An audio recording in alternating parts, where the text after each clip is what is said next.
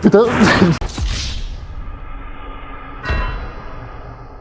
Ok, j'étais censé me rattraper, bon, ça n'a pas très bien marché, mais c'est pas grave. On est ici invité par Microsoft France pour parler du lancement de Windows 11 et on va commencer par parler d'Android.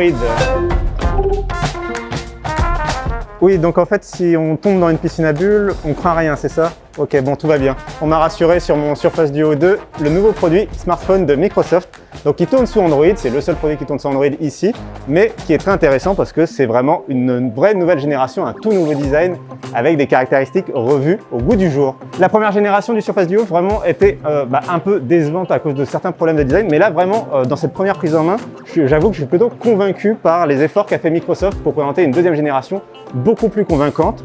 On a un design incurvé qui franchement fait son petit effet une fois en main, ce qui donne du coup l'impression que l'écran est vraiment seamless. Il n'y a qu'un seul écran quand on a les deux côte à côte. On voit encore un petit peu la démarcation si on est tatillon, mais ça donne en tout cas l'illusion d'avoir un seul écran. C'est plutôt bien fait et ça permet d'avoir une vraie alternative aux écrans pliables de Samsung pour avoir quand même cette démarcation entre deux affichages si on a besoin d'avoir deux applications côte à côte. C'est plutôt bien réussi. L'autre grand changement dont on se rend compte dès qu'on essaye d'ouvrir à fond le téléphone, on l'entend en fait claquer derrière l'écran, c'est le gros module photo. Gros module photo à laquelle on est habitué maintenant sur tous les smartphones du marché quand ils sont haut de gamme. Et c'est du coup une autre amélioration qu'a proposé Microsoft sur ce Surface Duo 2 pour vraiment répondre à la demande du marché, avoir un vrai appareil photo sur un smartphone. On sait que le premier Surface Duo avait un peu déçu de ce côté-là. Là, avec un module photo aussi présent physiquement, on est assuré d'avoir au moins des photos de meilleure qualité, peut-être à la hauteur de la concurrence. En attendant un test complet de ce Surface Duo 2, ce qu'on peut dire, c'est qu'il y a une proposition qui est vraiment intéressante sur le marché avec cet angle professionnel, vraiment axé sur la productivité avec les deux écrans, les deux applications côte à côte. Ce qu'il faudra voir, c'est s'il y a plus d'applications désormais qui prennent en charge la possibilité peut-être de s'afficher sur un seul écran en mode étendu et voir ensuite ce que Microsoft proposera comme suivi logiciel sur ce produit. Mais pour ça, il faudra attendre sur le long terme. Bon, c'est pas moi qui suis super grand, c'est cette tablette qui est un peu petite, c'est la Surface Go 3, nouveau modèle, alors pas grand chose de neuf, toujours cette bonne vieille Surface Go 3, très bien finie et le produit le plus accessible chez Microsoft. On a un processeur un peu plus puissant et évidemment on a Windows 11 en natif sur cette nouvelle machine, sinon ça reste la même. Par contre, un produit qui a changé, c'est la Surface Pro 8e génération, la Surface Pro 8. Alors ici, avec son magnifique type cover gris, parce qu'on m'a interdit de mettre le type cover rouge beaucoup plus beau dans cette vidéo. 346 minutes later. Bon, finalement, on m'a autorisé à changer et c'est plutôt une bonne chose. Et on va pouvoir découvrir un petit secret qui se cache dans ce clavier. Si je le ramène ici, il y a le stylet qui est directement intégré.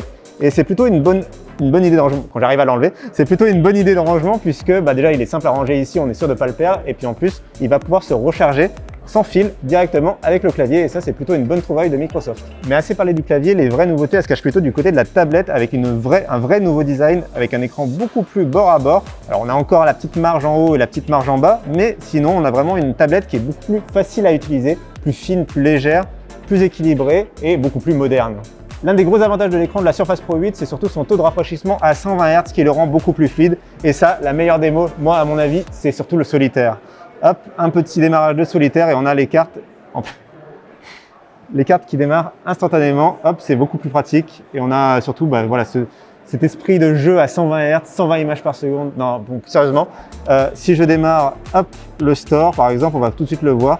Un écran à 120 Hz, ça donne une navigation beaucoup plus fluide, un défilement des images, il n'y a pas besoin d'être un gamer pour aimer le 120 Hz. Autre changement important, c'est la connectique de cette Surface Pro qui va enfin évoluer. Adieu l'USB type A classique, maintenant on a de l'USB type C, et c'est de l'autre côté, de l'USB type C, de port Thunderbolt 4 qui se trouve juste là. C'est beaucoup plus pratique parce que c'est compatible avec n'importe quel périphérique. On a aussi le très classique Surface Connect, très pratique puisqu'il se connecte magnétiquement pour recharger la tablette.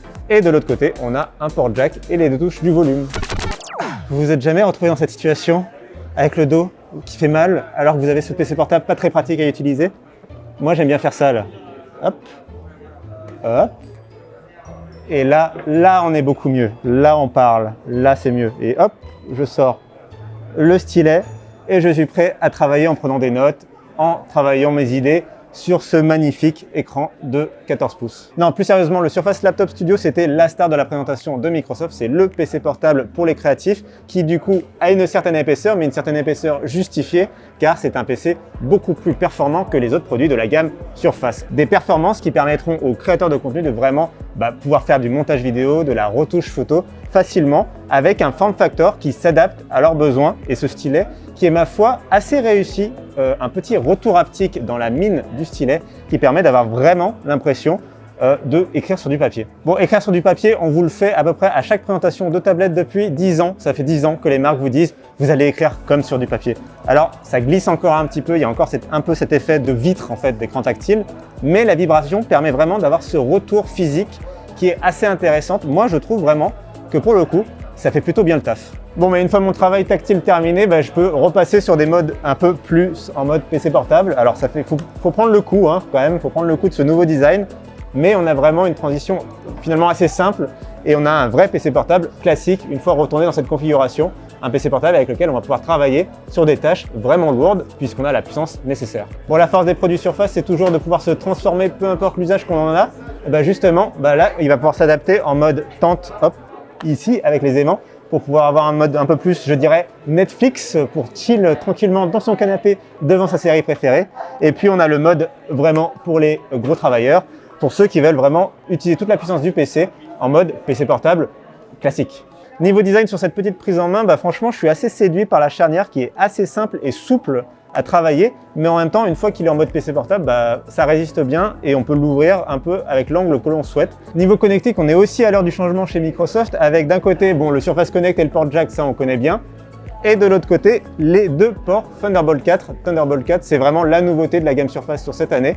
Malheureusement, ça se fait au détriment d'un port, le lecteur de carte SD. Et ça, je trouve que c'est vraiment dommage pour les créateurs de contenu. On ne pourra pas facilement transférer les photos de son appareil photo ou de sa vidéo. Par exemple, la vidéo qu'on est en train de tourner là, on ne pourra pas la transférer super rapidement sur le PC portable. Dernier élément intéressant à remarquer sur ce petit Surface Laptop Studio, c'est le pavé tactile de nouvelle génération. C'est une première chez Microsoft et c'est quelque chose que l'on a un peu déjà connu chez Apple. C'est un pavé tactile qui n'est plus mécanique, mais simplement tactile avec un effet de vibration vraiment très intéressant qui imite l'effet mécanique et c'est plutôt très réussi. En tout cas, moi, ce qui est sûr, c'est que j'ai hâte de le recevoir pour pouvoir faire un test complet ou alors peut-être que je peux partir avec discrètement, peut-être si on ne me remarque pas. Et voilà, fin de tournage pour Cassim qui va tranquillement se la couler douce en lisant un truc sur son Surface Duo 2. Moi, je vous dis à très bientôt sur YouTube et n'oubliez pas de nous suivre sur tous les réseaux sociaux. Salut!